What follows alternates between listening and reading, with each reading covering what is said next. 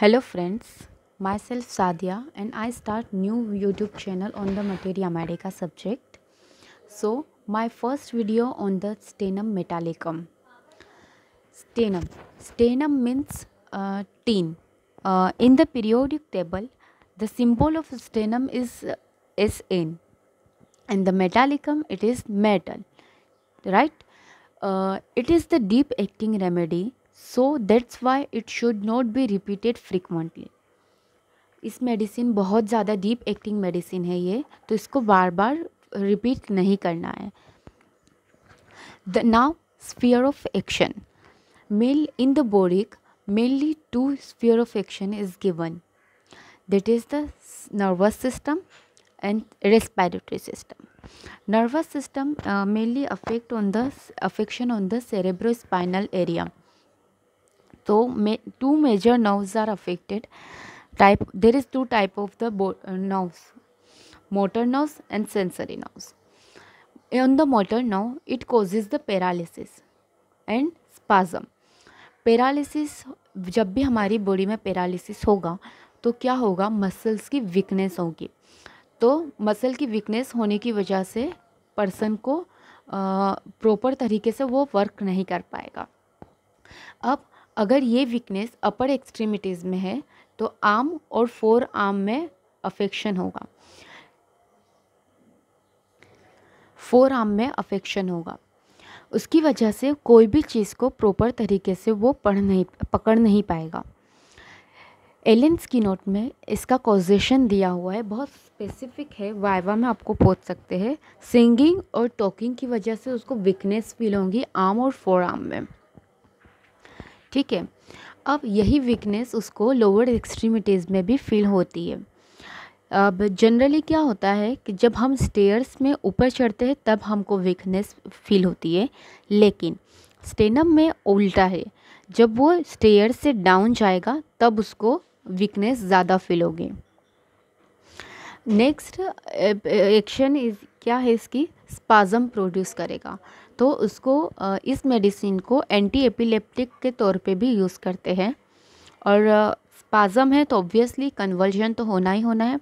Spasm specifically finger का है, वो फिंगर में स्पाज़म होगा, उसकी वजह से वो पेन प्रॉपर तरीके से पकड़ नहीं पाएगा.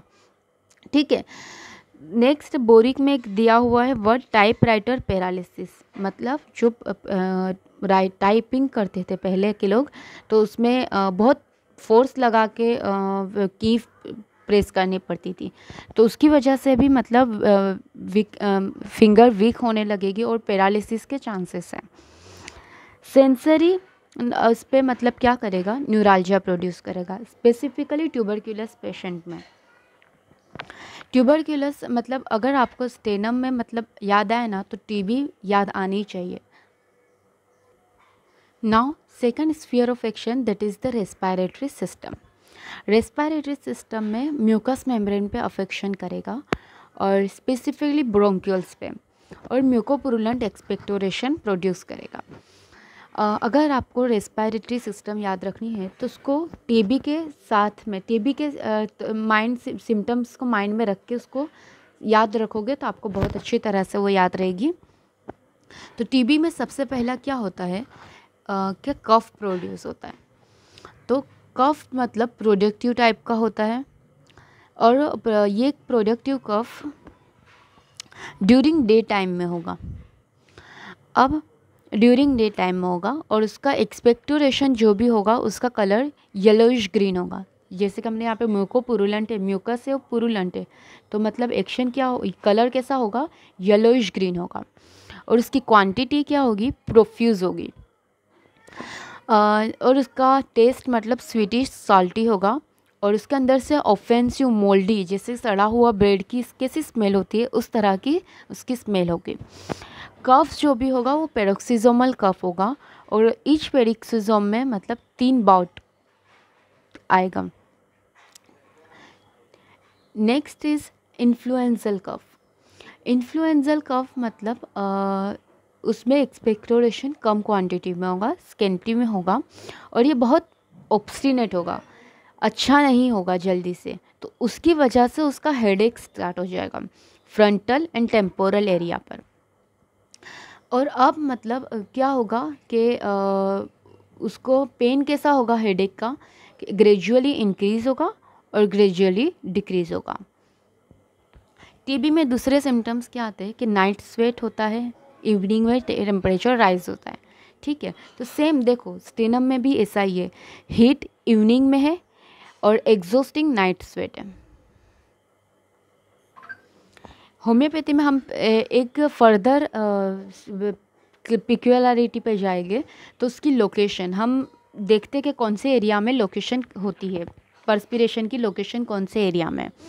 तो फर्स्ट उसकी फोरहेड और नेक पर होगा पर्सपिरेशन, और उसकी ऑफेंसिवनेस मतलब याद रखनी है, स्टेनम में मतलब डिस्चार्ज का याद रखना है कि ऑफेंसिव होगा।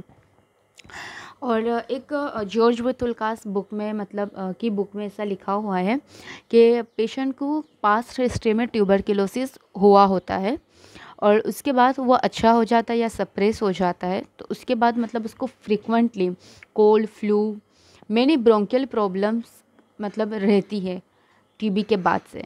तो ये एक मतलब कोरिलेशन हो सकता है कि ये इन्फ्लुएंजल कफ है, वो मतलब ऑब्स्टिनेशन ट्यूबरक्लोसिस के बाद उसको अटैक आता है इन्फ्लुएंजल कफ का, और वो जल्दी से अच्छा नहीं हो रहा है। नेक्स्ट इज लेरिंग्स पे भी इसकी स्पेसिफिकली एक्शन है। तो लेरिंग्स पे वो क्या, ऑब्वियसली लेरिंजाइटिस भी प्रोड्यूस करेगा और फिर बाद में लेरिंजल ट्यूबी भी। तो होर्सनेस होगी, और होर्सनेस जो होगी वो मतलब बेटर कैसे होगी, कफिंग और एग्जॉस्टिंग एक्सपेक्टोरेशन मतलब निकल जाएगा, तो उसकी होर्सनेसनेस अच्छी हो जाएगी।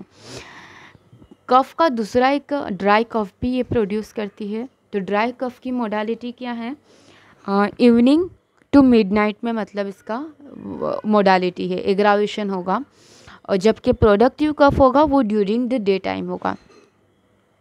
अब dry cough evening to midnight है, मिडनाइट मतलब रात के टाइम पे। तो हम मतलब रात कोई भी मेडिसिन में अगर नाइट एग्रावेशन है तो सिर्फ नाइट एग्रावेशन लेकर छोड़ नहीं देते हैं, हम देखते हैं कि कौन से फर्दर पोजीशन उसकी है, कौन से पोजीशन में उसको एग्रावेशन हो रहा है, कौन से पोजीशन में उसको एमेलियोरेट हो रहा है। तो वो उस तरह से याद रखेंगे, तो इसका ये कोरिलेशन याद रखना है कि lying on the right side पे उसको एग्रावेशन हो रहा है, और टॉकिंग, लाफिंग, सिंगिंग से भी उसको एग्रावेशन है। जीआईटी पे इसकी मेन अफेक्शन याद रखना है कि एस्केरिड लम्बरिकॉइड वर्म इन्फेस्टेशन के लिए ये मेडिसिन को यूज़ करते हैं। और कोलिक, ऑब्वियसली कोलिक होगा ही, फिर तो वो हार्ट प्रेशर से एमेलियोरेट होगा। नोजिया, वॉमिटिंग होगा, कॉजेशन क्या है, order of cooking food. Next, some characteristic features of sternum metallicum, like most characteristic feature है डेबिलिटी। डेबिलिटी उसको स्पेशली चेस्ट पर फील होगी। अगर उसको कोई ट्यूबरक्लोसिस नहीं भी है तब भी उसे ये डेबिलिटी फील होगी। जैसे कि एक एग्जांपल ले लो कि ल्यूकोरिया में, ल्यूकोरिया जब भी होगा तो उसको चेस्ट वीकनेस मतलब होगी। और चेस्ट वीकनेस मतलब उसको क्या होगा, उसमें स्पेसिफिकली सिम्टम कि एम्प्टीनेस फील होगा। तो पेशेंट ऐसे ही बोलेगा कि मुझे बहुत चेस्ट वीकनेस है, और वो बात नहीं कर पाएगा, बात करते करते मतलब थक जाएगा, तो फ़ोन पे मतलब प्रॉपर तरीके से बात नहीं कर पाएगा। इस तरह के उसके सिम्टम्स हो गए।